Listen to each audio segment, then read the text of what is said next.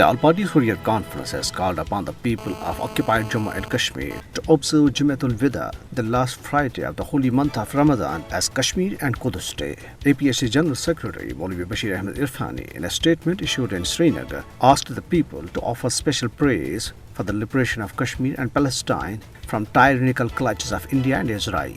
He pointed out that India and Israel are unleashing similar types of brutalities on the people of Kashmir and Palestine, such as killing and arrest of youth, bulldozing of houses, and molestation of women in the two occupied regions. Indian authorities have decided to close all major mosques, including historical Jammu Masjid Srinagar, to disallow Kashmiris to offer Shab-e-Qadr and Jumatul Wida prayers. The All-Party Hurriyat Conference and Anjuman-e-Awqaf strongly denounced the decision, terming it as blatant interference in religious matters. Meanwhile, Indian troops, in their fresh act of state terrorism, martyred two more youth, including an engineering student, Ejaz Ahmed, during a coordinated search operation in Mitriyam area of Pulwama district. The troops also destroyed a residential house during the operation. The occupation authorities snapped mobile internet services in the district to prevent people from sharing information about the situation in the area. Indian police arrested 3 more youth under Draconian Law Unlawful Activities Prevention Act in Kupwara district today. The detained youth were identified as Muhammad Amir, Nisar Ahmed and Kafil Ahmed.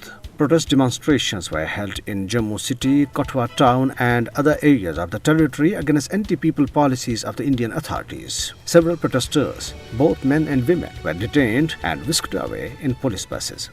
Raja Fahim Kiani, President of the Kashmir United Kingdom, has said the fascist Indian regime has now started targeting intellectual class of the society in occupied Jammu and Kashmir to kill the Kashmir story, condemning the arrest of pharmacy scholar and Kashmir's top student leader Abul Ala Fazili and sacking of renowned intellectual and law professor Sheikh Shaukat Hussain as college principal. Kashmiri diaspora in London called on the voices of conscience to speak on Kashmir and hold India accountable for its crimes against humanity in Indian illegally occupied Jammu and Kashmir, terming the Indian resort to target the cream of the Kashmiri society as alarming. Fahim Kiani said the aim of such tactic is to just spread terror among intellectual class to ensure no sane voice writes and speaks.